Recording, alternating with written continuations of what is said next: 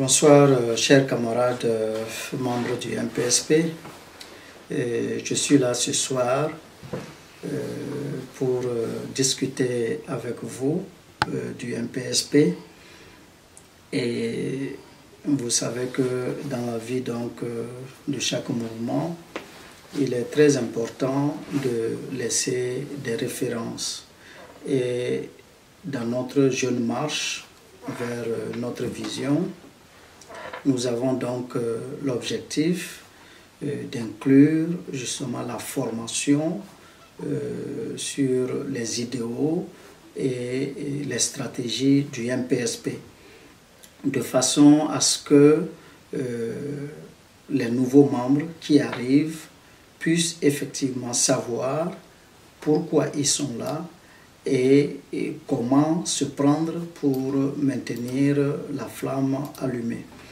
Et comme nous sommes des humains et nous sommes aussi des croyants, nous savons que Dieu, par sa volonté, nous donne chaque jour son souffle de vie, et par la même volonté, il peut à tout moment nous rappeler à lui. Et donc je voudrais, du moment où j'ai encore la grâce d'avoir donc ce souffle-là, m'assurer que pendant ce temps, je laisse les éléments essentiels qui peuvent vous servir justement dans la continuité du combat. Et donc ce soir, c'est une causerie entre vous, mais que je veux une causerie formation qui va être servie comme telle pour tous les membres qui vont arriver justement dans notre association. Alors, nous allons aborder tous les éléments, mais de manière résumée de notre mouvement.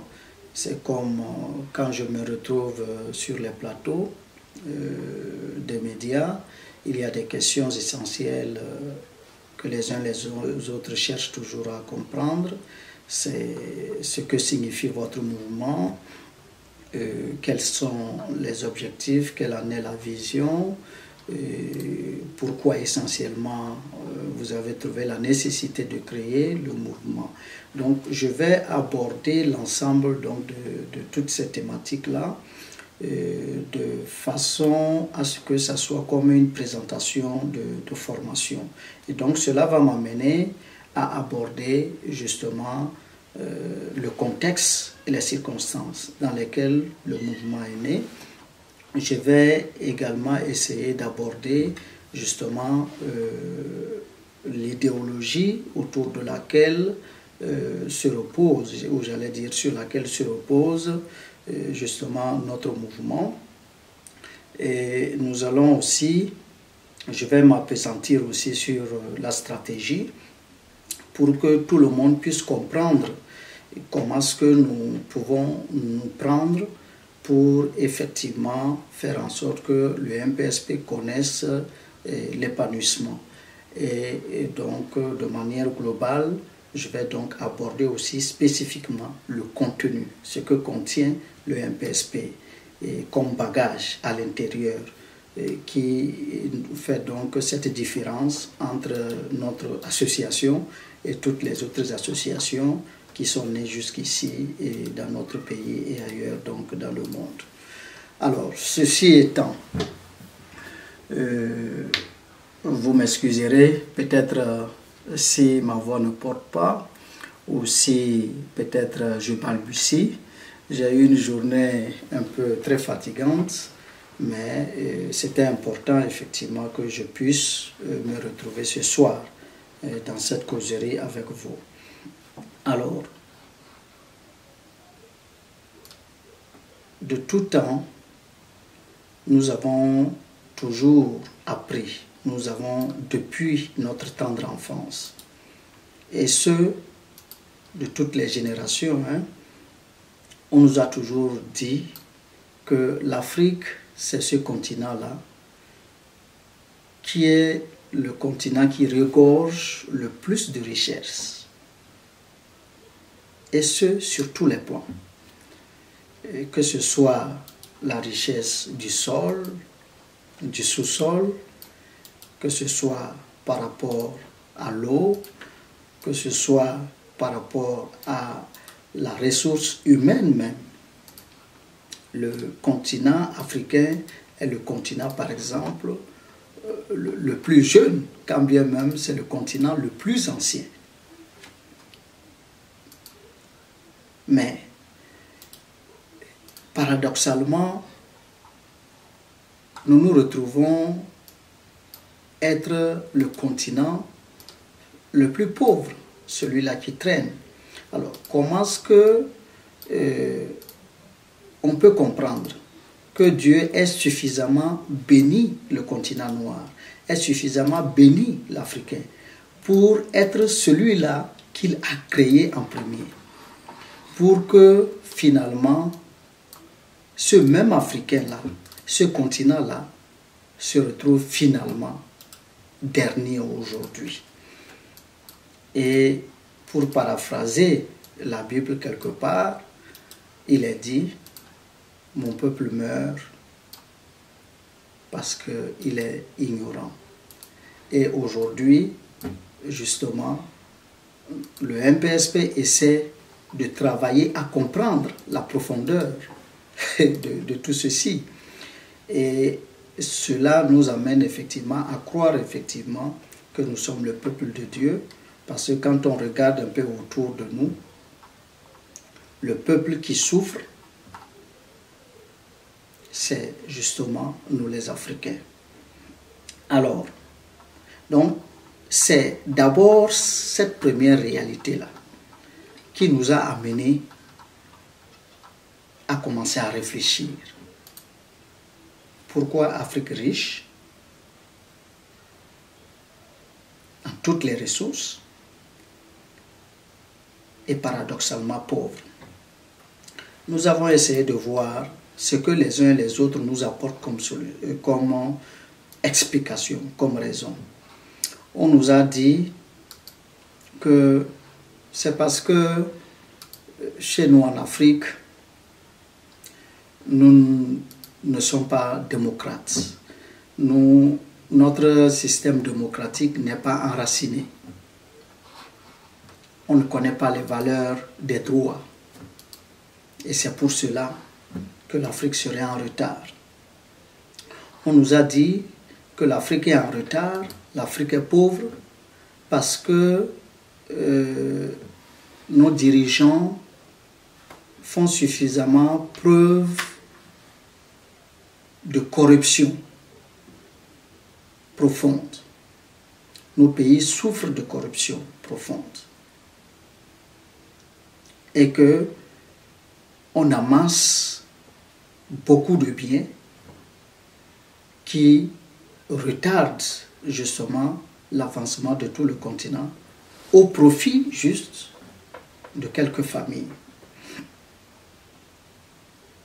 Voilà les refrains qu'on nous donne avant d'essayer d'expliquer quelque part que non, au départ, Dieu a dû maudire un certain descendant d'Africains, ce qui expliquerait donc notre situation tragique aujourd'hui.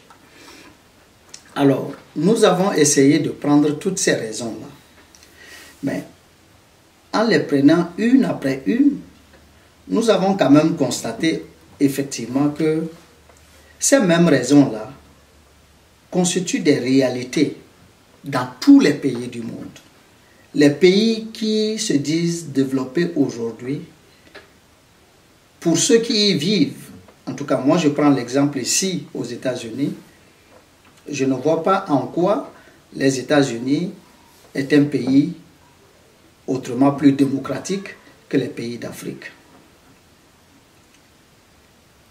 En Afrique, par exemple, moi je me rappelle, j'étais encore directeur administratif avant de venir ici aux États-Unis, dans une entreprise, et je vois comment régulièrement nous organisions des mouvements d'humeur à l'encontre de notre patronat. Mais c'est des choses qui ne sont pas possibles ici aux États-Unis. Depuis que moi je suis ici, je n'ai jamais vu ça. C'est-à-dire que vous arrivez, on vous dit, voilà, c'est ça là ce que vous allez faire. C'est à prendre ou à laisser. Peu importe, vous n'avez pas où aller vous plaindre et de toute façon votre plainte, ça n'ira nulle part. Donc voilà des pays où nous prenons comme des modèles démocratiques. C'est des pays où effectivement la corruption est gangrénée, c'est-à-dire que la corruption est devenue même un système. Parce que moi, j'ai eu la chance de prendre quand même des cours en justice pénale dans ce pays-là. Et ce que j'ai pu lire dans nos documents, c'est-à-dire que ce que nous appelons le blanchiment d'argent, là, c'est ce qui a cours dans ce pays-là. C'est-à-dire que là c'est fait en système de gouvernement, au vu de tout le monde. Et pourtant, ils sont riches. Vous avez certainement appris des scandales pour revenir à cette question donc de corruption. Vous avez appris certainement beaucoup de scandales dans ces pays-là. Et ensuite, parlant de la démocratie, vous voyez comment est-ce que ces gens-là essaient donc de détruire d'autres pays sans se baser du tout sur les règles démocratiques. Et nous connaissons justement les ravages de leurs manœuvres en Afrique. Toutes les guerres que vous avez aujourd'hui en Afrique, lorsque vous fouillez, vous allez voir que ces puissants-là, ils ont justement des intérêts à y gagner. Donc on a essayé de regarder tout ceci.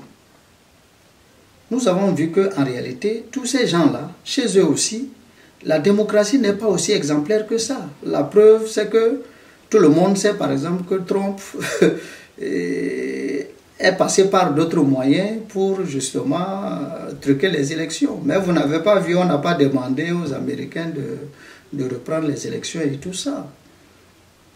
Mais ce n'est pas pour autant que les États-Unis deviennent pauvres. Donc ça, c'est autant de petits exemples qu'on peut donner pour montrer que les pays d'Afrique ne sont pas les seuls. Alors, ensuite, on a essayé de regarder, puisque nous, à partir de ce moment, on s'est dit, mais ce que vous reprochez à l'Afrique, chez vous aussi, ça existe, et pourtant, vous n'êtes pas pauvre. Alors, nous sommes encore allés plus loin. Nous avons constaté que il y a des pays qui n'étaient même pas démocratiques en Afrique, mais qui avaient atteint un certain niveau de développement au point où, effectivement, les Occidentaux les enviaient. L'exemple palpable, c'est l'exemple de Muammar Kadhafi, qui a été malheureusement assassiné. Et Muammar Kadhafi, ce n'était pas un démocrate. Pour quitter l'Afrique, nous voyons aujourd'hui la Corée du Nord, qui justement se permet de tenir un langage de fer avec les États-Unis. Ce n'est pas un pays démocratique. Nous avons la Chine de l'autre côté, qui aujourd'hui bouscule toutes les puissances sur le plan technologique, économique et tout ce que vous voulez. Ce n'est pas un régime démocratique. Là-bas, il y a encore beaucoup plus de barbarie parfois que dans nos pays en Afrique. Alors, pour revenir encore chez nous à côté, nous avons vu un jeune président du Burkina Faso, Thomas Sankara, qui en 4 ans seulement a effectivement réalisé beaucoup de choses. Et pourtant, Thomas Sankara est arrivé par un coup d'État. Donc c'était un régime d'exception. Un régime d'exception.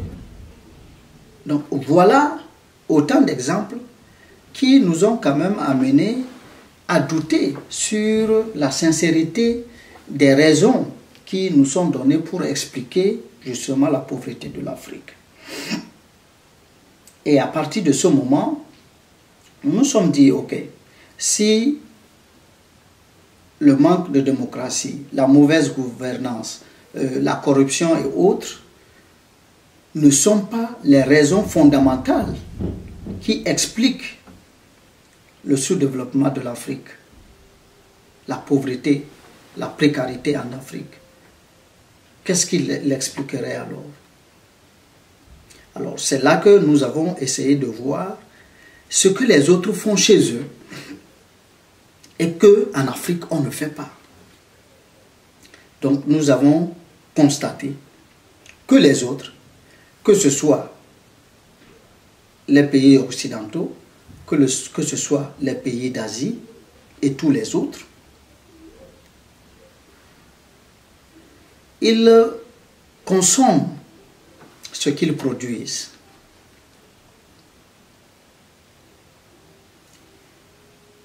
Ils s'habillent justement par rapport à tout ce qu'ils fabriquent. Les moyens de transport et tout ce que vous voulez, ils le produisent chez eux. L'autre chose que nous avons constatée dans notre analyse, qu'on peut dire que ça se passe ailleurs et qui ne se passe pas forcément chez nous en Afrique, ou alors qui peut-être se passe dans une très faible proportion, c'est le fait que chez les Occidentaux, ils ont utilisé en réalité la formule de solidarité africaine qui est naturelle et volontaire chez les Africains, mais qu'ils ont érigée en loi chez eux. Je prends un exemple typique. Alors, par rapport donc à toutes les entreprises qui recrutent, lorsque un employé prend son bulletin de salaire, pour prendre moi mon cas de manière spécifique, l'entreprise pour laquelle j'ai travaillé dernièrement, et lorsque je prends mon bulletin de salaire, il m'est prélevé autour de 500 $ le paycheck. Quand je calcule toutes les formes de taxes qui ont été prélevées, autour de 500 $ le paycheck. Or, nous sommes payés la quinzaine. Donc, ça veut dire que par mois, on prélève minimum 1000 $ par paycheck. Et ce sont ces taxes-là que, à la fin, justement, les entreprises reversent à l'État de résidence pour ce qui concerne les États-Unis et à l'État fédéral dans des proportions clairement définies par la loi. Alors, ça veut dire quoi de manière concrète? Ça veut dire que pour cette entreprise pour laquelle j'ai travaillé, qui recrute par exemple plus de 3000 personnes, lorsque vous calculez 3000 personnes que vous multipliez par 1000 $, vous avez en un seul mois un minimum de 3 millions de $ qui est reversé justement sous forme de taxes aux États. Et ça, c'est dans le cadre d'une seule entreprise. Et je ne peux pas vous dire combien d'entreprises de cette taille-là compte la ville dans laquelle je suis. Je parle seulement de la ville, je ne parle pas du pays. Donc c'est juste nous donner une idée de ce que ça peut représenter. Et c'est grâce à ces taxes-là que lorsque vous ne travaillez pas, on arrive à vous payer un minimum vital. lorsque les personnes retraitées ont des problèmes de santé, c'est dans ça qu'on les soigne. Pour résumer, c'est cela qui permet de faire fonctionner le système social. Qui fait que, en Afrique, on a tendance à les envier en disant que, voilà, quand tu es chez eux, même quand tu ne travailles pas, l'État permet justement de te soutenir avec un certain montant qui te permet de survivre. C'est ça. Il n'y a pas autre secret derrière. Donc, vous imaginez, avec tout ceci, qu'est-ce qu'un État ne peut pas faire? Qu'est-ce qu'un État ne peut pas faire? En termes de construction, d'infrastructures, de routes, d'hôpitaux, je vais dire, comment on appelle ça, d'éducation sociale et tout ce que vous voulez. Donc, voilà cette solidarité-là qu'eux, ils ont pris pour en faire une loi, pour en tirer le maximum de profit. Et qui, par des méthodes détournées, reviennent chez nous pour nous faire croire que c'est à cause de notre individualisme que nous ne pouvons pas faire grand-chose. Alors, on nous a trouvé donc la formule secrète. C'est que quand vous voulez aider 9 pauvres, c'est que vous en devenez le 10e. Donc, par voie de conséquence, personne n'aide plus personne. Voilà la réalité. Chez nous, vous ne pouvez pas rencontrer une personne, par exemple, qui est blessée ou alors qui est en souffrance et le laisser. Vous ne pouvez pas. Parce que dans notre morale, ça ne nous permet pas ça. Mais chez eux, ils en ont fait une loi. Et c'est ce que nous appelons communément non-assistance à personne en danger. Ça veut dire qu'on peut te poursuivre en justice parce que tout simplement, tu n'as pas assisté quelqu'un. Puisque eux, ça ne fait pas partie de leur culture. Ils savent que les gens peuvent le faire. Peuvent voir quelqu'un qui est en danger et partir le laisser. Et donc, voilà un peu ce qu'il y a. Et ils ont pris nos mesures de solidarité qu'ils ont transformées en loi, qu'ils ont fait obligation de respecter. Et nous, on revient nous dire non, vivez sur le modèle de l'individualisme. Et nous croyons que c'est la vérité. Donc voilà, en plus du fait qu'ils produisent et consomment ce qu'ils produisent, le deuxième élément qui est donc la solidarité dans le fonctionnement même de l'État. Et donc c'est sur cette base-là que le MPSP, après analyse, a choisi donc de faire la proposition selon laquelle les Africains, les Togolais, peuvent effectivement prendre en charge leur développement sans avoir besoin d'aller continuellement tendre la main. Voilà ce qui explique l'objectif de 1 million de personnes dans chaque pays d'Afrique qui pourraient décider par eux-mêmes de développer leur pays juste par la contribution de 1000 francs CFA seulement pour donner à leur pays la capacité de financer des projets sociaux et économiques à hauteur de 1 milliard de francs CFA chaque mois. Mais quand on revient en Afrique, nous constatons que tout ce que nous mangeons, du petit maïs jusqu'au dernier grain de riz, en passant par les pâtes alimentaires, etc., tout nous vient d'ailleurs. Tout nous vient d'ailleurs.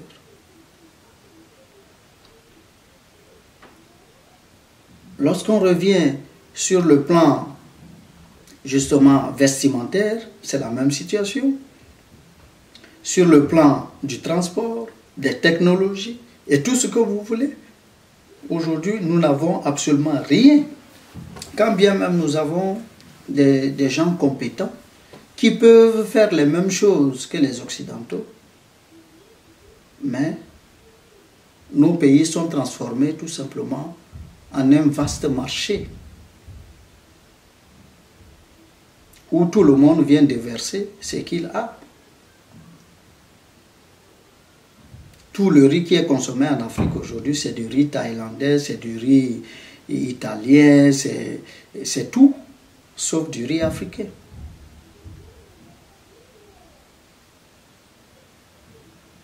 Et donc, voilà ce que nous avons trouvé qui en réalité explique la pauvreté de l'Afrique. Donc c'est dans cette réflexion-là que le MPSP est né. Et donc de manière spécifique,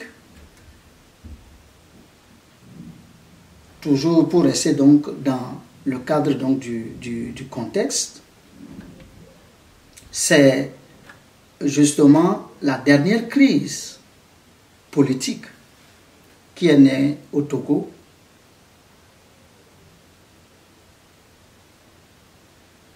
qui est venue couronner l'ensemble. Qu'est-ce qui s'est passé? Je suis allé à Chicago pour présenter le projet d'un jeune architecte togolais, architecte Amadou, qui avait un projet dans le sens du bâtiment social. Et ce projet-là c'était un projet de 2 milliards. Et ça devrait permettre la création d'au moins 200 à 300 emplois. Et ça avait pour objectif, justement, d'utiliser les matériaux de chez nous disponibles, ajoutés donc à une faible proportion de ciment pour permettre la construction de bâtiments sociaux pour faciliter justement la vie, pour faciliter la vie aux Togolais dans le cadre du logement. Et donc j'ai présenté ce projet et paradoxalement le projet a suffisamment attiré l'attention et un Américain a voulu se mettre sur le projet pour investir. Et donc, j'ai discuté avec ce monsieur. Nous avons pratiquement tout peaufiné jusqu'à ce que, un beau matin, alors qu'on s'apprêtait à faire les décaissements, il m'appelle, j'arrive au rendez-vous, il me demande, mais qu'est-ce qui se passe chez toi au Togo? J'ai dit, il y a quoi? Il dit, mais il y a justement des émeutes chaque jour, il y a des informations qui sont de nature vraiment à troubler l'ordre social et dans ces conditions, il n'était plus prêt vraiment à mettre son argent dans ce financement-là. Parce que, selon lui, en Afrique, lorsqu'on fait partir un régime et tous les partenariats qu'on peut avoir, justement, dans ce sens, peuvent tomber à l'eau et vous risquez de perdre votre argent. Voilà comment nous avons perdu donc ce projet-là, qui devait quand même apporter du travail à un certain nombre de jeunes au niveau donc du Togo. Donc ça, c'est la première des choses. Mais dans le projet, même dans son financement, il y a des conditions qui font que tous les matériels qu'on devait acquérir dans la réalisation donc de ce projet-là devait être acheté aux États-Unis. Voilà les conditions qui étaient définies. Donc au finish, tout l'argent que le monsieur devait investir, en réalité, devait encore revenir aux États-Unis. Et donc, quand il a dit qu'il ne pouvait plus financer le projet, cela a provoqué un déclic en moi. Et je me suis dit, mais pourquoi nous devons toujours être obligés d'aller tendre la main aux autres? Pourquoi? Est-ce qu'il n'y a pas possibilité de pouvoir nous organiser par nous-mêmes? Et donc c'est dans ce cadre-là que, effectivement, la réflexion a pris corps, vraiment, dans le sens de créer une dynamique qui devrait permettre aux Africains de pouvoir contourner toutes ces barrières-là qui empêchent son développement. C'est comme ça que les contacts ont commencé à se prendre de gauche à droite. Et d'abord ici sur place aux États-Unis. Et ensuite, je suis allé au Togo. J'ai parcouru donc toutes les régions du pays. Et j'ai discuté avec tous les pionniers du MPSP et nous sommes tombés d'accord qu'il fallait mettre sur pied le mouvement.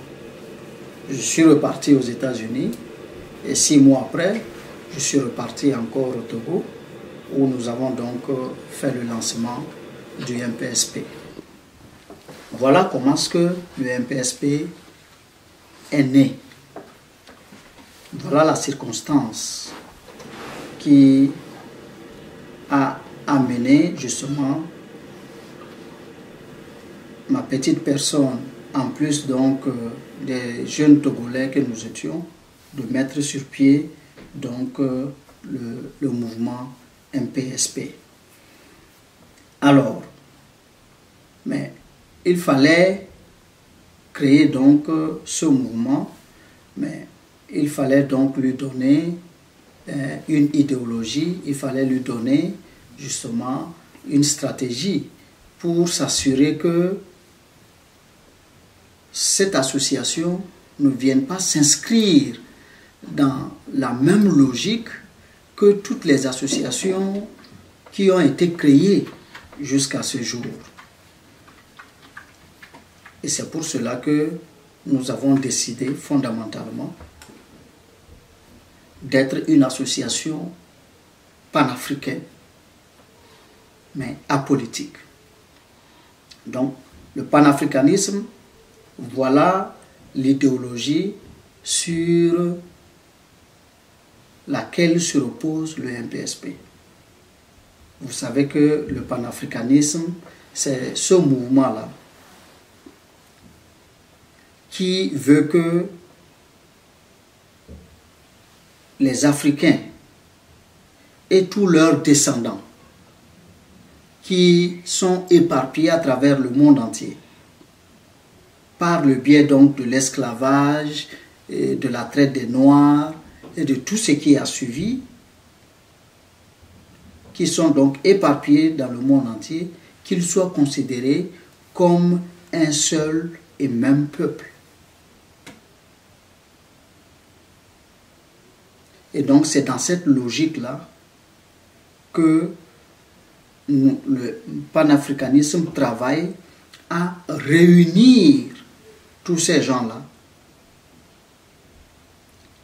pour en faire une force qui s'impose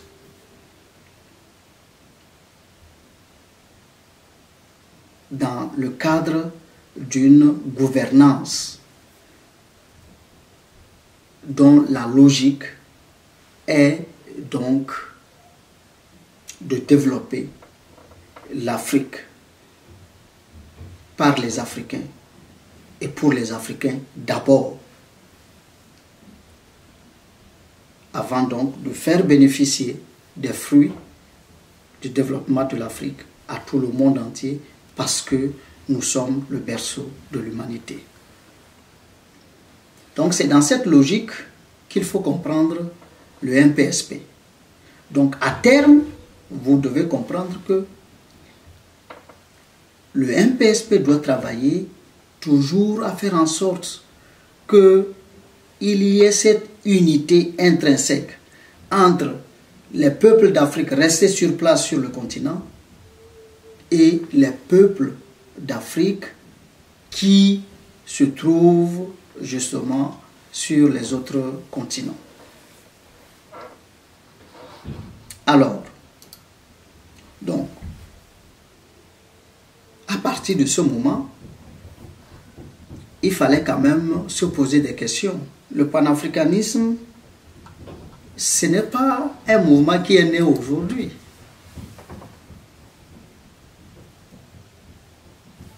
Nous avons choisi de prendre pour pilier Cheikh Anta Diop, qui particulièrement nous a enseigné que il faut aller à la source de la vérité soi-même. Les Africains ne doivent pas se laisser indiquer la vérité, mais ils doivent rechercher la vérité. Et donc c'est cela qui nous a amené à comprendre effectivement que toute l'histoire qui nous a été enseignée à l'école ou à travers d'autres méthodes, notamment la religion et tout ce que vous savez, tout ce que on nous a enseigné sur l'histoire de l'Afrique jusqu'à aujourd'hui, nous avons compris que ça a été l'histoire tronquée. Donc c'est cette histoire qui fait que l'Afrique, les Africains ne se retrouvent plus. Et cette histoire-là, il faut la refaire par les Africains.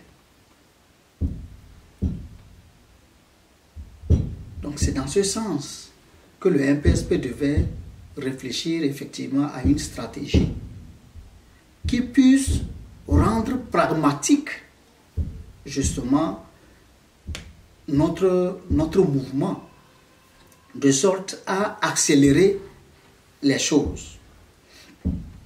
Donc dans cette réflexion, nous avons posé notre stratégie sur le socle de l'unité, de la solidarité et de l'action. Voilà les trois piliers: l'unité, la solidarité et l'action. Donc, notre stratégie est celle-là qui se repose essentiellement sur tout ce qui va concourir à unir les Africains, à travailler à les rendre solidaires dans l'épreuve comme dans la joie, et les amener à demeurer ensemble dans le cadre d'actions communes. Voilà la stratégie pour résumer. Ce sur quoi se repose la stratégie du MPSP. Et donc, à partir de ce moment, il fallait donc essayer de voir tout ce que l'impérialisme a utilisé jusqu'à aujourd'hui pour faire en sorte que l'Afrique demeure là où elle est. Tout le monde connaît donc cet adage-là qui dit qu'il faut diviser pour mieux régner. Voilà le socle de l'impérialisme. Et pour diviser pour mieux régner, si on veut faire le récapitulatif aujourd'hui, ce qu'on utilise pour diviser les Africains, pour mieux régner sur eux, c'est essentiellement quoi? C'est la politique, c'est la religion, c'est l'ethnie ou le régionalisme. Voilà les quatre qu'on utilise contre nous. Et donc, il fallait donc partir de ces éléments-là pour voir comment il faut effectivement travailler à éviter cela. Et c'est pour cela que sur toutes les plateformes de communication du MPSP, nous interdisons les positionnements politiques. Nous pouvons faire des analyses politiques, mais sans prendre de positionnement politique.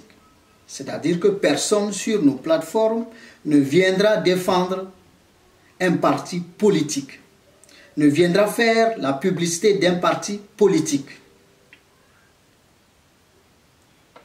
Mais au même moment, nous encourageons nos membres à s'intéresser vivement à la politique.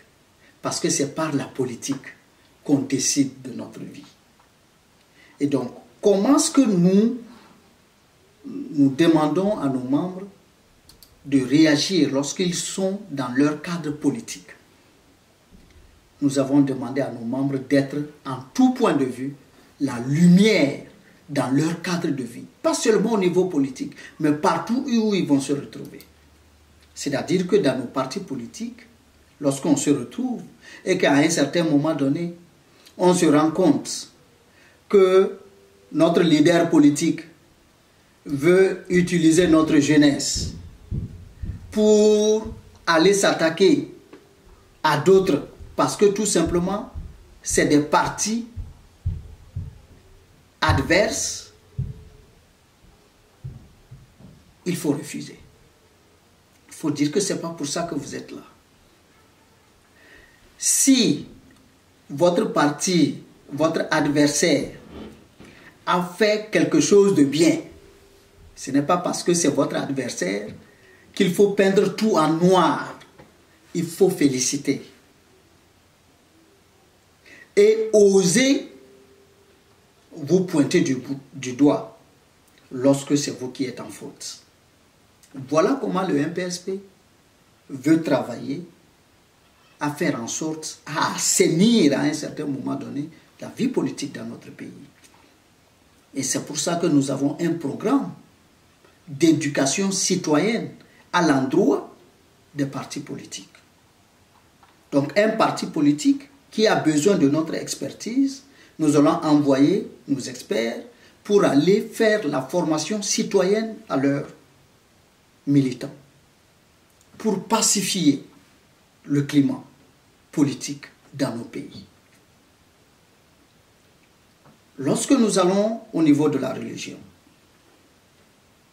c'est la même attitude. Nous n'acceptons pas que quelqu'un vienne faire la publicité, que ce soit de Mahomet ou de Jésus sur nos plateformes, ou encore de Allah ou de Jéhovah. Ce n'est pas ça qui est important. Nous savons tous que nous avons un être suprême qui est notre Dieu. Et c'est suffisant.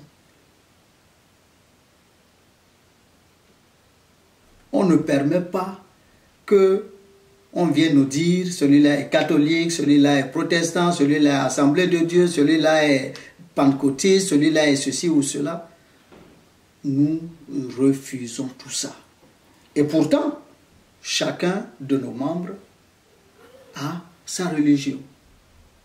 Mais, en tant que panafricains, nous encourageons le retour aux sources. Avoir sa religion, ce n'est pas renier ses origines. On a travaillé toujours à nous faire croire que tout ce qui vient de l'Africain est mauvais, est satanique. On nous a perdus. On a travaillé à faire en sorte que ce que nous avions auparavant, qui était notre puissance, ce pourquoi les gens nous craignaient,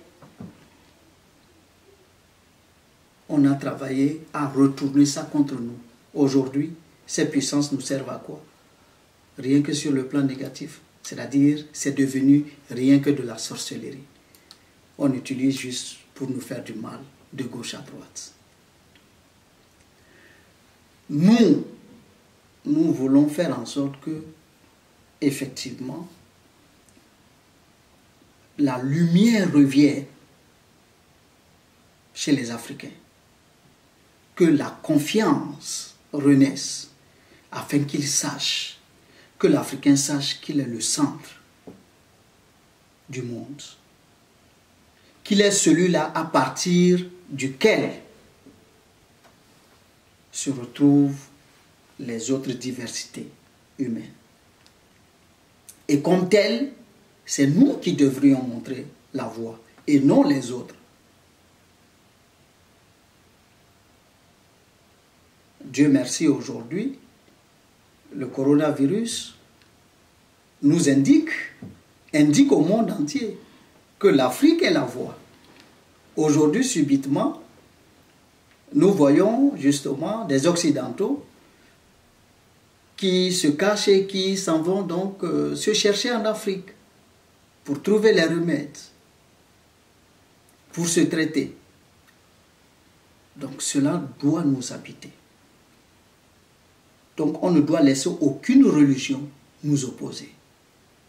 Musulmans, chrétiens, bouddhistes, ou quoi que ce soit encore, Allah ou quoi que ce soit d'autre, nous sommes d'abord africains. Et nous devons travailler à cette fraternité-là. Lorsque nous parlons, nous allons sur le plan de l'ethnie. Voilà l'élément sur la base duquel le politique s'appuie, l'impérialisme s'appuie pour créer les guerres dans nos pays. Tel président est de telle région, il a fait tuer avant d'arriver au pouvoir tel président qui était de telle région.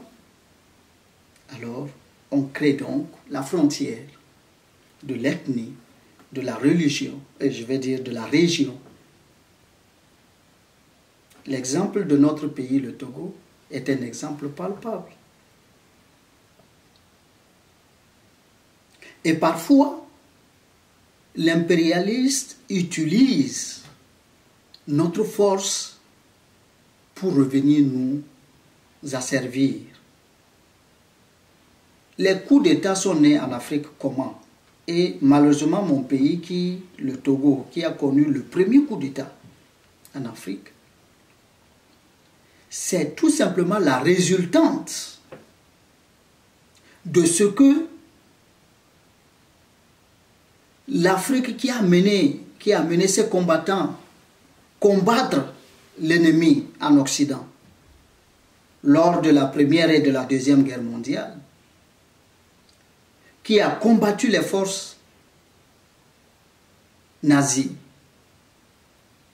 Et lorsque ils ont fini donc avec ces guerres-là, ils n'ont pas voulu les employer.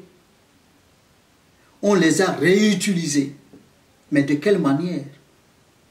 Parce qu'en son temps, par exemple au Togo, ce qui a créé le problème entre justement le camp de Sylvanus Olympio et le camp de feu Eyadema, c'était quoi? C'est que les Eyadema, eux, sont revenus, mais il fallait bien qu'ils continuent d'avoir aussi du boulot. Mais feu Sylvanus Olympio a estimé que en son temps, il n'avait pas besoin d'eux. Et que le Togo n'avait pas suffisamment d'argent pour justement recruter ces gens-là, pour les payer. Et donc, voilà des éléments comme ça qui ont créé suffisamment donc de mésententes. Et l'impérialiste donc a profité de cette situation et a assassiné le président Sylvanus Olympio, qu'on a fait porter à Eyadema. Et aujourd'hui, dans notre pays, ce clivage-là est là. Même si les gens essayent de tout faire pour masquer cela, Malheureusement, ce clivage est là jusqu'à aujourd'hui. Jusqu'à quand nous allons en sortir? Donc c'est à nous d'imprimer justement de la volonté pour aller de l'avant. Donc voilà, chers camarades membres du MPSP, les défis qui nous attendent.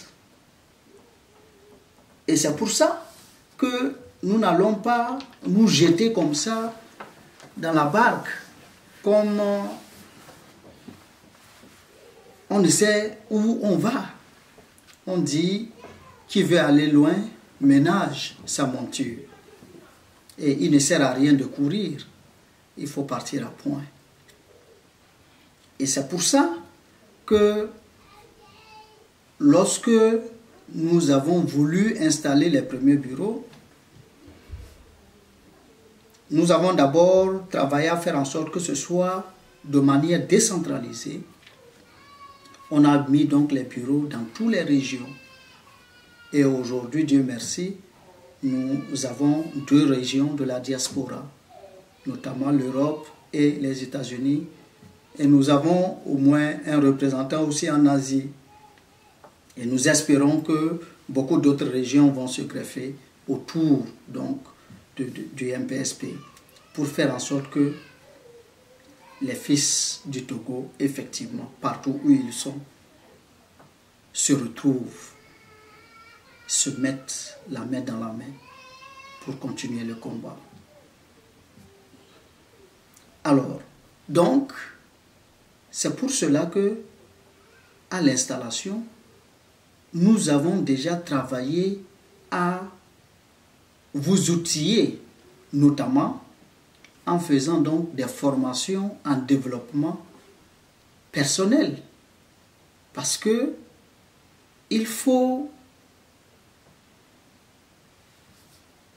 en installant un bureau, s'assurer que vous avez quand même outillé les membres de ce bureau-là pour leur donner les arguments, pour leur donner de quoi pouvoir travailler. Voilà pourquoi nous avons fait donc la formation sur le développement personnel à toutes les régions. Et nous avons pris le temps de former les gens sur la vision du MPSP.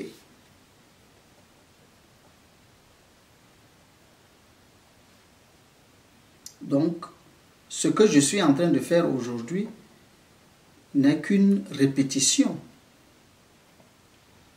mais qui va servir justement aux nouveaux qui vont arriver dans le cadre donc de la continuité du MPSP.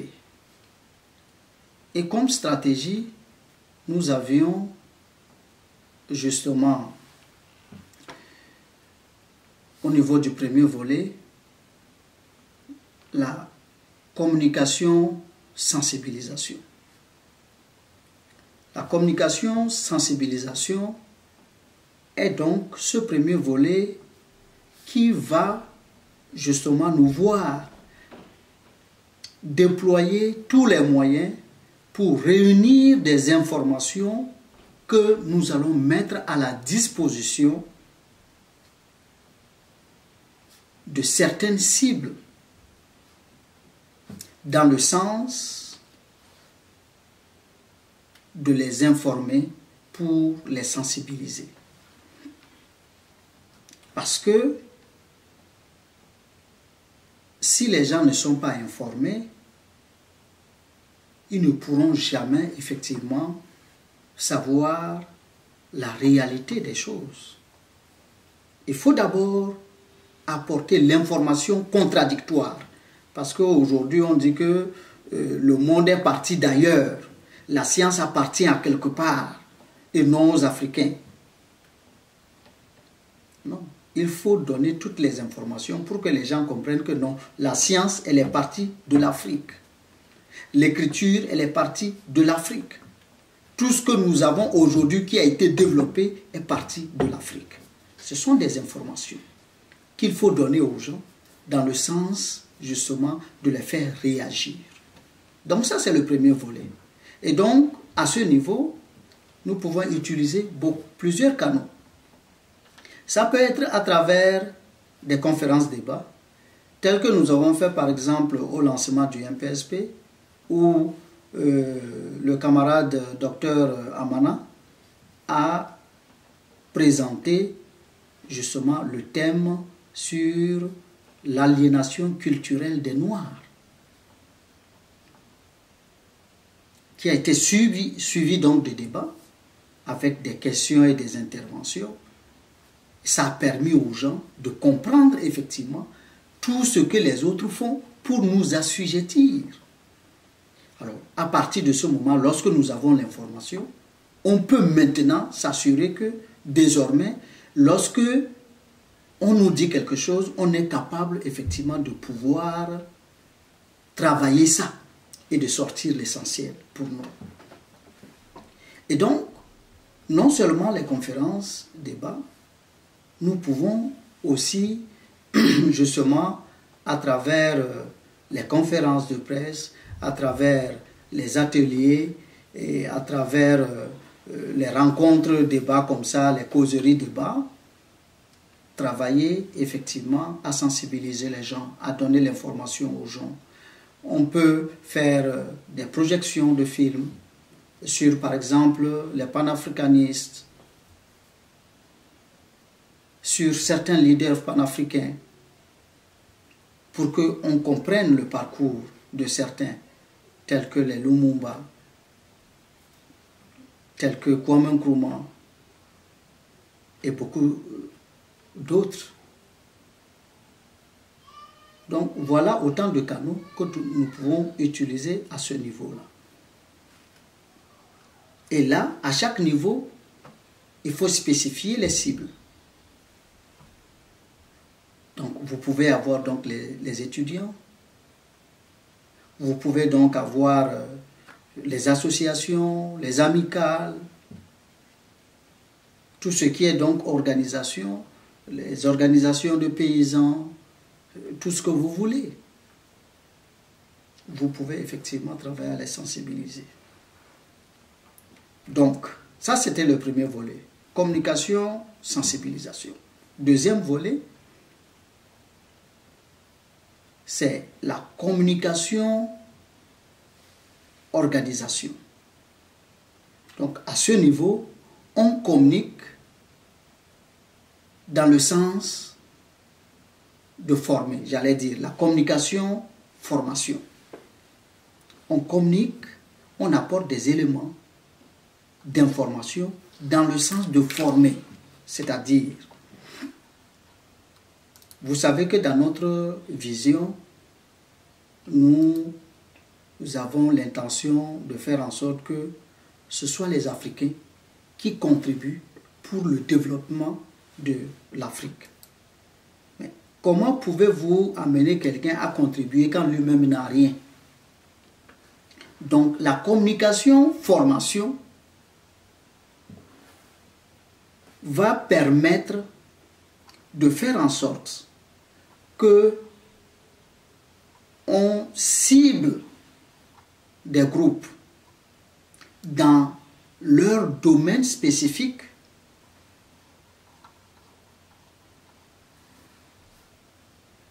dans lesquels ils évoluent sur le plan économique ou sur n'importe quel autre plan, de façon à leur donner la formation qui leur permette justement de pouvoir bien s'organiser et de devenir beaucoup plus efficace. Donc, comme un exemple, vous prenez par exemple nos jeunes frères, nos frères et sœurs qui s'investissent en zone portuaire, à Akodesoa par exemple. Vous voyez, tout le monde s'assoit au bord de la route avec sa petite table, avec les pièces détachées, tout le monde s'en va, il court de gauche à droite. Tout le monde arrive à avoir quelque chose, c'est vrai. Mais est-ce que c'est efficace? Ces gens-là, il faut les organiser il faut les former pour qu'ils puissent devenir beaucoup plus opérationnels. En quoi faisant? Vous voyez par exemple tout le parc automobile de l'État togolais. Tous les véhicules de l'administration togolaise. Lorsque ces gens-là veulent arranger leur véhicule, ils ont besoin effectivement soit de changer les pièces ou quoi que ce soit. Ce n'est pas à Codesoa qu'ils achètent ça. C'est malheureusement dans les magasins de Libanais et tout ça là qu'ils trouvent qu'ils vendent des pièces soi-disant originales. Non, la réalité c'est parce qu'ils sont tout simplement mieux organisés. Mais, alors, si le MPSP travaille à faire en sorte que ces gens-là se retrouvent, au lieu que chacun ait sa petite table, ils peuvent se retrouver, s'organiser, chacun met son capital ensemble. Et imaginez, sur tout le long là, d'Akodesoa, où tout le monde met sa table là, ils déploient une grande maison.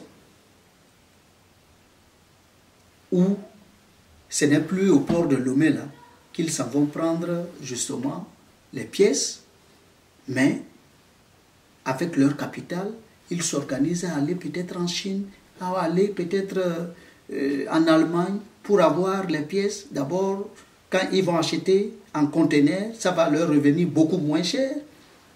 Quand ils reviennent de manière bien organisée, et ils vont devant le gouvernement togolais et disent, bon, nous sommes des Togolais, et c'est nous qui vous élisons, c'est nous qui faisons tout, on est tous ici au Togo. Quand ça va, c'est nous. Quand ça ne va pas, c'est nous.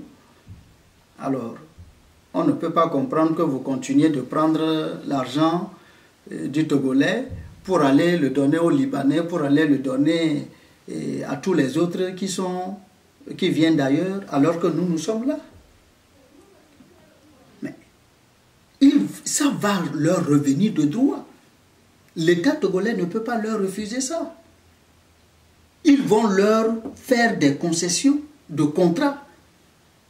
Et vous allez voir ce que les gens vont devenir dans ce pays-là. Donc ça, c'est un exemple. Alors, vous, si vous allez dans le cadre peut-être de l'agriculture, vous organisez des paysans qui mettent justement leurs trucs en commun. Ils décident de faire une production ciblée. Ils s'organisent, ils le font, ils arrivent à acquérir donc les moyens de production. Vous imaginez, en un rien de temps, ils vont devenir aussi des riches. Et si pendant ce temps, on a travaillé donc déjà dans la communication, sensibilisation, pour faire comprendre aux gens que non, vous devez consommer ce que les Africains produisent. Pourquoi nos parents paysans doivent souffrir? Ils ne souffriraient plus. Parce qu'à partir de ce moment, tout le monde va consommer ce qu'ils produisent. Donc, vous voyez la suite logique entre la communication sensibilisation et la communication formation. Et donc, ce sont justement ces gens-là que nous allons former, chacun dans son domaine de compétences, pour les rendre beaucoup plus organisés, beaucoup plus efficaces. Quand ils vont travailler, ils vont gagner leur argent, c'est à partir de ce moment maintenant qu'ils seront capables d'investir. Et c'est là que vient maintenant le troisième volet dans notre stratégie, qui est justement le développement des projets économiques et sociaux. Puisque les gens ont été sensibilisés, les gens ont été formés, ils travaillent maintenant pour pouvoir s'en sortir mieux économiquement, donc il leur sera aussi beaucoup plus facile maintenant de sortir de l'argent pour dire ok, chaque mois nous avons de quoi payer nos 1000 francs au niveau du MPSP. Et maintenant dans les 1000 francs, vous leur expliquez que 600 vont être investis dans un projet de développement. Et c'est 400 francs que vous mettez dans les projets sociaux. Donc c'est pour dire que dans l'objectif 1 million que nous avons, si chacun donne 1000 francs à un certain moment donné, ça fera 1 milliard. Des 1 milliard, on prendra 600 millions qu'on va investir dans la création d'une société coopérative qui va employer les gens.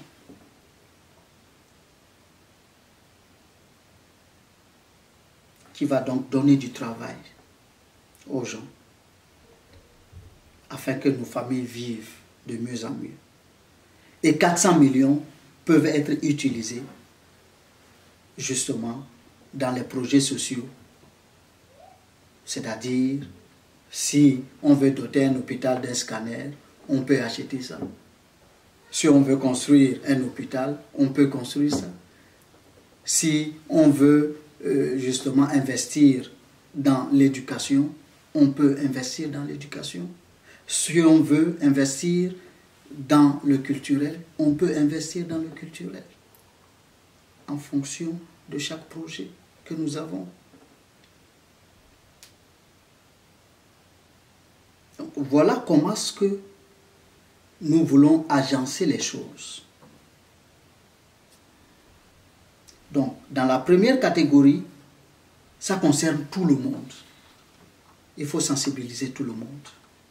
C'est pour ça que nous utilisons les répertoires téléphoniques et nous envoyons les messages aux gens. Donc, vous pouvez côtoyer n'importe qui, les associations, les connaissances de la vie, etc., etc. Tout le monde doit être intéressé par le premier volet. Dans le deuxième volet, ça commence maintenant par se scinder. On sait que celui-là, c'est un commerçant. On peut effectivement travailler à le mettre ensemble avec les autres commerçants qui travaillent dans le même sens. On va les organiser, on va leur donner comme objectif ceci, etc., etc. On sait que ceux-là, ils peuvent produire peut-être comme les jeunes chercheurs aujourd'hui qui produisent le respirateur artificiel.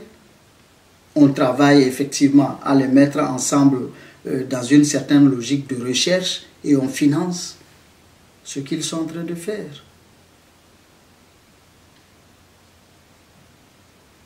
Voilà comment, quand vous allez au Togo, dans la partie du nord où vraiment on est plus pauvre, mais les paysans produisent énormément la tomate. Mais ça pourrit. On ne fait rien avec. Et parfois, on le fait avec méchanceté.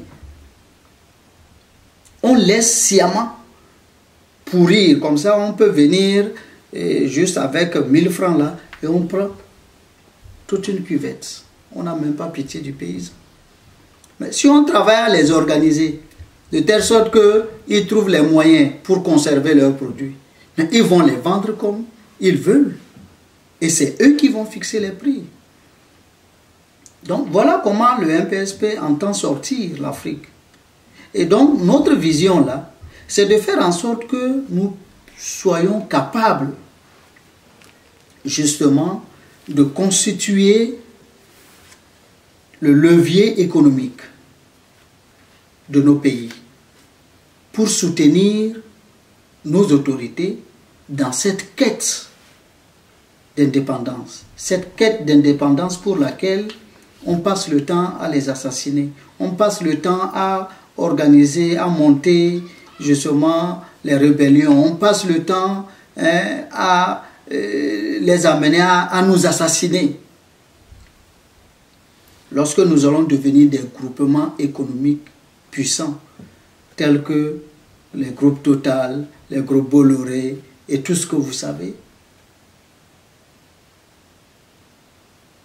c'est aussi nous que nos présidents vont écouter désormais. Parce que c'est ça la réalité. Si aujourd'hui vous demandez par exemple à quelqu'un comme Faure de renvoyer Bolloré, il ne le fera pas. Parce que s'il le renvoie, le jour qui suit, il va quitter le pouvoir. il ne va pas quitter le pouvoir, pas parce que forcément Bolloré seulement est puissant, non. Mais parce que ceux-là qui vont perdre leur travail, là, c'est des Togolais. Ils vont descendre dans la rue. Faure va partir. Mais si demain, des Togolais sont capables de financer aussi et qui ont la compétence de prendre le port, vous croyez que Faure va le laisser et puis donner le port à quelqu'un d'autre? Non. Il va vous écouter parce qu'il sait que vous pouvez l'aider à régler ses problèmes. C'est ça la réalité. Donc, il faut que nous travaillions de manière à ce qu'on puisse venir justement en soutien à nos autorités. Là aussi, il faut faire la part des choses. Quand nous, on parle d'autorité, là, c'est vraiment au sens strict, au sens large, strict du terme. C'est-à-dire que aujourd'hui, par exemple, on sait que l'autorité est constituée peut-être de la majorité de gens qui sont donc du parti au pouvoir. Mais demain, d'autres personnes peuvent être là. Nous, on va continuer donc de les appuyer. Et quand on parle d'autorité, il ne faut pas forcément regarder que c'est l'opposition ou bien le parti au pouvoir. Non. En réalité, quand dans un pays on est élu normalement, on n'appartient plus à un parti politique.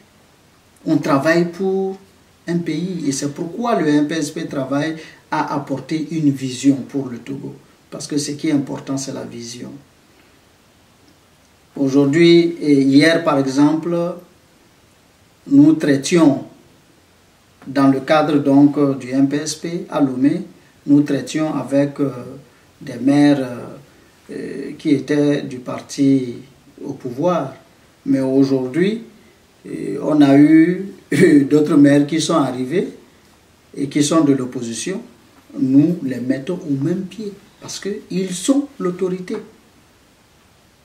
Donc c'est ça qu'il faut comprendre. Donc voilà à peu près. Et donc,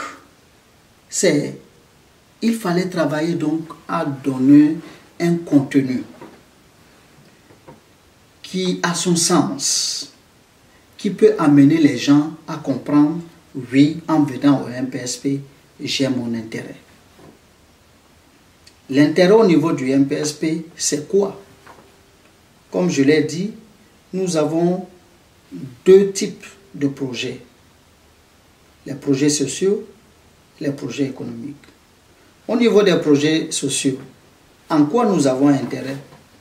Aujourd'hui, tout le monde sait que c'est nous les pauvres qui mourons dans nos hôpitaux parce qu'il n'y a même pas de petit matériel pour nous soigner. C'est nous qui mourons de faim, etc., etc. Si nous arrivons à organiser les Togolais, les Africains dans chaque pays à faire en sorte que, effectivement, on arrive à équiper nos hôpitaux, c'est nous-mêmes que nous nous sauvons. C'est nous-mêmes que nous sauvons. Ce n'est pas quelqu'un d'autre. Donc, nous avons tous intérêt. Puisque nous, on n'a pas les moyens quand on est malade d'aller nous soigner ailleurs. Donc, nous avons le devoir de travailler à faire en sorte que, effectivement, ce que nous avons chez nous, là, ça puisse nous soigner. Au niveau de l'éducation, si nous travaillons à faire en sorte que l'éducation soit une éducation de qualité et tout ça là, nous allons faire former conséquemment nos enfants. Et demain, les gens ne vont plus agir tel que on le fait aujourd'hui. Et ça sera au profit donc de tout le monde. Sur le plan économique, lorsque nous avons un projet économique, d'abord il faut définir. Il y a des projets que le MPSP lui-même définit. Il y a des projets que les membres proposent. Donc, nous avons un comité projet qui a la charge d'étudier les projets que les membres ou le bureau national met à leur disposition. Et lorsqu'ils étudient, ils trouvent que bon, c'est tel projet qui est bien, ils proposent à l'Assemblée générale, on étudie. Si on est d'accord, comme exactement dans le cadre du premier projet Soja que nous venons de dérouler, alors on définit les conditions, on définit justement la valeur de l'action. Et tous ceux qui sont en mesure effectivement d'acheter des actions vont les acheter. Mais nous faisons de telle sorte que ce ne soit pas ceux qui ont de l'argent qui viennent prendre tout pour laisser les autres, puisque notre objectif c'est de travailler à sortir le pauvre de sa situation de pauvreté. Donc, lorsque nous fixons d'abord la valeur, on calcule d'abord ce que nos cotisations mensuelles, les 1000 francs par mois que nous faisons, ce que ça peut nous donner. Puisque nous disons que sur les 1000 francs, il y a 600 francs qui vont aller dans le cadre du financement des projets. Donc, si pendant 1 an ou bien pendant 2 ans, nous avons cotisé régulièrement, et après, il y a un projet à financer, donc on calcule déjà les 60%, et on sait que, bon, ok, voilà tes cotisations mensuelles, ça peut te permettre d'avoir tel nombre d'actions dans tel projet. Et maintenant, si tu as les moyens, tu achètes pour ajouter. Ensuite, pour permettre à chacun donc de pouvoir avoir quelque chose, on fixe un nombre d'actions que personne ne doit dépasser dans un premier temps. Et on fixe des délais. Et c'est au fur et à mesure, jusqu'à la fin, lorsqu'on voit que bon, tout le monde a pris, mais il y a toujours des actions qui restent. Peut-être certains n'ont pas pu prendre. On va maintenant dire aux gens, ok, celui qui a les moyens, qui peut prendre les autres actions qui restent, qu'il les prenne. Et c'est comme ça que nous faisons. Donc, lorsque nous allons travailler et à la fin, il y a un bénéfice, donc en fonction de ce que chacun a pu investir, le bénéfice est partagé proportionnellement. Si le projet est répété 2, 3 fois et on voit qu'effectivement il y a du profit, là on sait que c'est un projet qui est véritablement réussi parce qu'on a déjà reconduit 2 fois, 3 fois et le résultat s'est confirmé. On va maintenant à l'étape de la création d'une société qui va justement prendre en charge ce projet-là. Et là, tous les actionnaires se retrouvent et décident maintenant de quel est le nom qu'il faut donner à cette société, quel est le nombre de personnes qu'il faut recruter, et au niveau des recrutements, tous ceux-là qui sont réguliers peuvent postuler s'ils ont la compétence. Alors, quand vous postulez pour les recrutements, lorsque 2 personnes se retrouvent à un même poste et ils ont la même compétence, ce qui permet de choisir, c'est le critère du membre le plus ancien. Donc, voilà comment est-ce que nous fonctionnons. Donc, à tous les niveaux, il y a intérêt. Donc, ça permet de créer de l'emploi pour nous. Ça permet de faire en sorte que notre action, notre argent que nous investissons dedans, ça puisse produire du bénéfice pour nous. À la fin, si nous voulons, nous récupérons l'argent. Si nous ne voulons pas, on augmente notre capital. Et qui va continuer donc à produire son bénéfice. Si c'est un membre, c'est le projet d'un membre qui a été retenu, lorsque la société est créée, lui, il occupera le poste de chef projet, s'il a les compétences. S'il n'a pas les compétences, il aura la latitude de choisir dans son entourage quelqu'un de compétent pour gérer le projet. Et ça sera donc une cuisine interne. Donc ces sociétés-là vont devenir autonomes du MPSP. Ils n'auront plus rien à voir avec le MPSP. Le MPSP les a accompagnés, tout simplement. Donc, lorsqu'ils deviennent indépendants, la seule chose qui les lie maintenant au MPSP, c'est que, comme les membres, les actionnaires qui sont là-bas sont des membres du MPSP, voilà ce qui les lie. Ils continuent donc de payer leurs cotisations mensuelles. Et en ce moment, ils ont un contrat spécifique qui dit, c'est dans nos statuts, ils vont reverser 10% justement au MPSP. Et dans les 10%, donc 60% vont aller donc à comment on appelle ça, aux promoteurs et 40% rentrent dans le fonctionnement du MPSP. Donc tout est fait de manière à ce que tout soit clair, que tout le monde puisse avoir pour lui. Donc on s'engage d'abord parce que nous avons quelque chose à gagner. Que ce soit sur le plan social, que ce soit sur le plan économique. Voilà pourquoi on a besoin de gens convaincus. Il ne faut pas amener les gens n'importe comment. Donc, dans notre projet, le leader doit se comporter de manière exemplaire. Un leader qui tout le temps va faire la querelle de gauche à droite avec tout le monde, ce n'est pas un leader. Le leader doit pouvoir rassembler les gens, quelle que soit la situation. Parfois, il est obligé de s'oublier lui-même pour faire le bien des autres.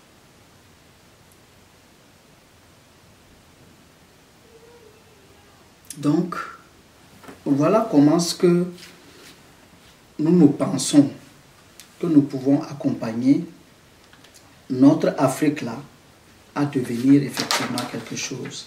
Et c'est pour ça que vous allez voir que dans toutes nos assemblées générales, toutes les activités que nous organisons, tout ce que nous portons, ce sont des habits produits par les Africains. Si c'est ce qu'il faut manger, c'est ce que nos bonnes dames préparent. Ce que nos parents produisent, c'est ça que nous consommons. Et la grande importance, c'est que dans notre énergie, là, les 1 million dont que nous visons, là, sont en même temps producteurs, consommateurs. C'est-à-dire que lorsque nous sommes, par exemple, nous décidons d'investir, par exemple, dans un projet de riz. Les 1 million, là, si nous sommes des actionnaires, nous avons produit le riz est là. En même temps, nous constituons nous-mêmes encore nos clients. C'est nous-mêmes encore, on va revenir acheter, puisque nous devons manger. Donc, vous voyez qu'on n'a même pas besoin d'aller chercher le marché quelque part. Donc, la stratégie du MPSP, c'est de travailler à faire en sorte que nous puissions avoir nos moyens de production, puisque vous savez que dans un projet, et comment on appelle ça, pour qu'un pays, j'allais dire, se développe, on a besoin justement de produire. Or, pour produire, vous avez besoin des moyens de production. Pour avoir les moyens de production, vous avez besoin donc d'avoir le nerf de la guerre, qui est le financement. Et c'est généralement à ce niveau-là que les choses chopent.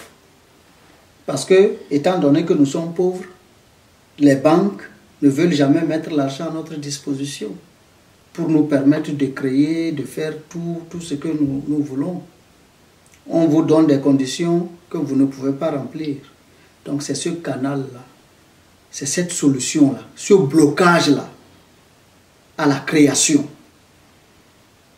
que le MPSP vient trouver solution.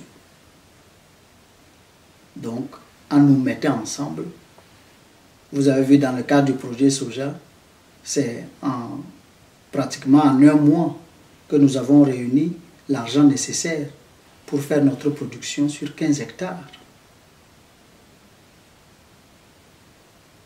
Vous avez vu? Donc c'est extraordinaire. Vous avez vu dans le cadre de choses de Covid-19, c'est en 2 semaines que nous avons réuni presque 1,5 million. Et parce qu'on est nombreux, parce qu'on est ensemble. C'est ça l'intérêt. Donc au lieu qu'on aille derrière les banques là qui ne vont jamais nous donner de l'argent, mettons-nous ensemble nous-mêmes, travaillons justement à trouver le financement pour nos moyens de production. Et pour que nos projets marchent, consommons nous-mêmes ce que nous produisons. Là, on n'a même plus besoin d'aller chercher le marché quelque part. Et comme je l'ai toujours dit, si en Afrique nos parents sont pauvres, c'est parce que malheureusement, ce qu'eux ils produisent, ils ne peuvent même pas vendre ça dans leur quartier.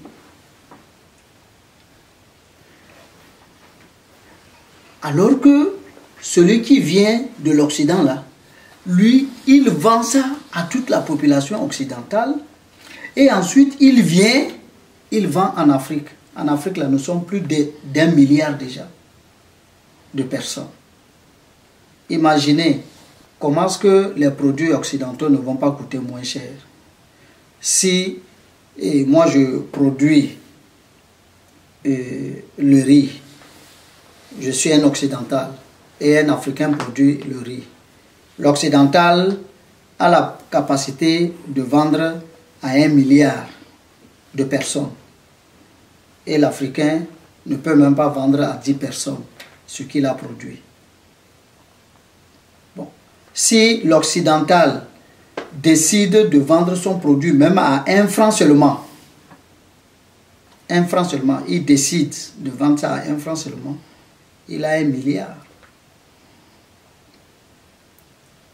Mais l'Africain qui n'a que 10 personnes à qui il va vendre à combien pour pouvoir avoir les 1 milliard? Personne ne pourra acheter son produit. Voilà pourquoi les produits en Afrique coûtent plus cher que les produits venus d'ailleurs. Parce que eux, ils ont un marché gigantesque. Donc, coupons-leur ce marché-là et donnons nous-mêmes, redonnons-nous ce marché-là. Et vous allez voir que nous allons tous devenir riches en un rien de temps.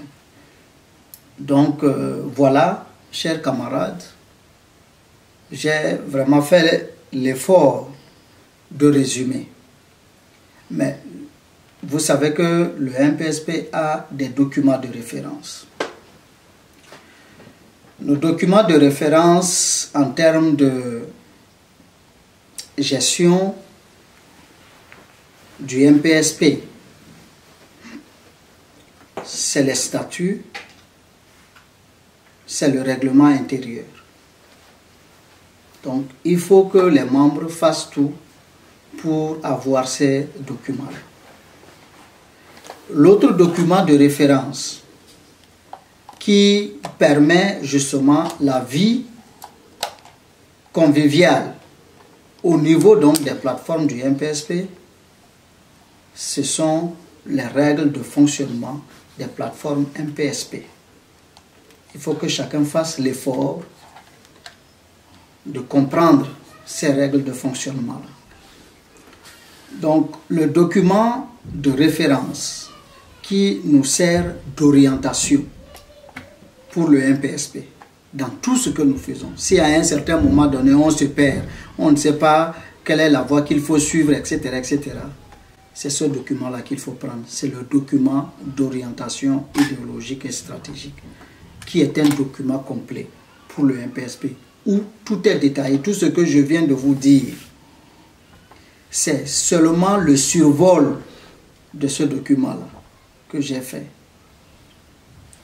Donc quand vous prenez ce document-là, vous allez retrouver toutes les parties. Et c'est vraiment important pour quelqu'un qui veut vraiment bien s'engager dans le MPSP en toute âme et conscience et être utile véritablement pour le MPSP doit pouvoir maîtriser ce document-là, doit pouvoir le lire entièrement. Notre document d'orientation stratégique, d'orientation idéologique et stratégique, c'est notre Bible, c'est notre Coran. Nous devons l'avoir, nous devons le lire régulièrement, de telle sorte que, effectivement, on puisse être capable de passer le témoin à d'autres générations en s'assurant effectivement que la flamme va rester allumée. Donc, chers camarades, j'ai été un peu long, mais j'ai fait vraiment l'effort de vous résumer ce que nous avons des difficultés à lire pendant peut-être des jours entiers pour ce qui concerne notre document d'orientation stratégique. J'espère que ça sera utile pour la suite de la vie donc, du MPSP. J'espère que je n'aurai pas perdu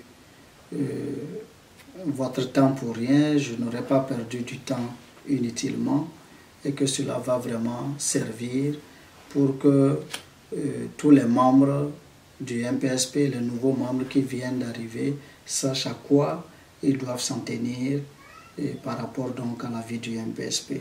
Je vous remercie.